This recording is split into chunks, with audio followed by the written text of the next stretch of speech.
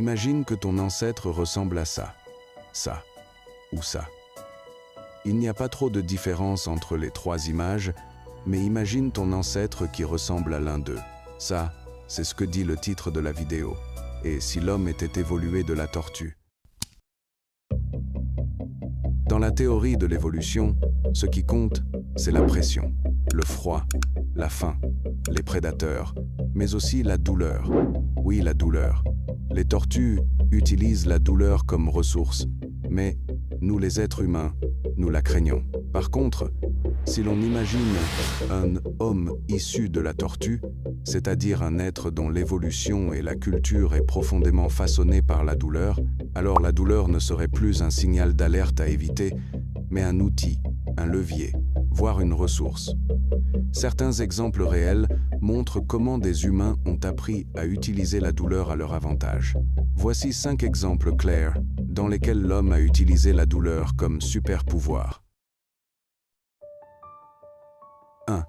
Résistance psychologique chez les prisonniers torturés.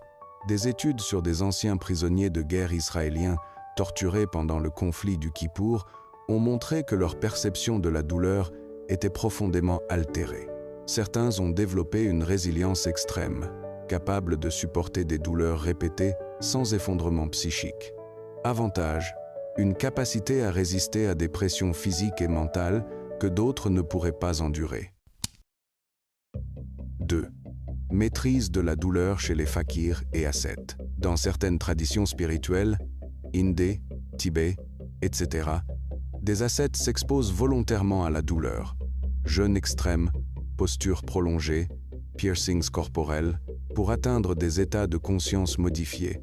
Avantage, transcender la douleur pour accéder à une forme de pouvoir intérieur, de contrôle absolu sur le corps et l'esprit. 3.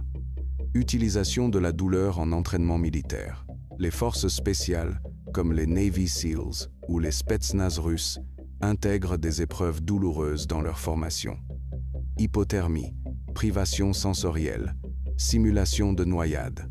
Avantage, conditionner le corps et l'esprit à rester lucides et opérationnels sous souffrance extrême.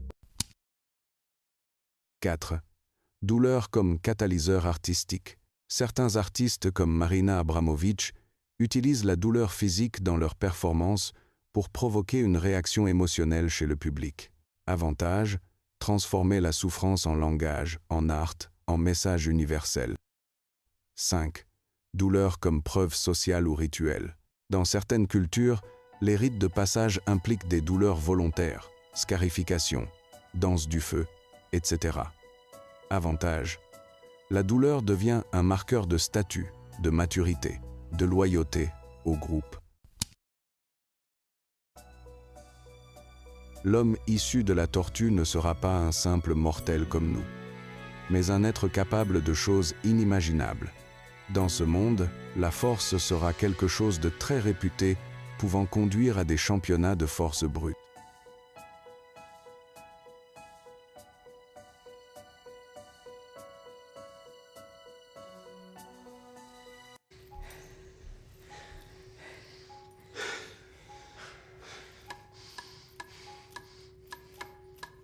MC Mickey.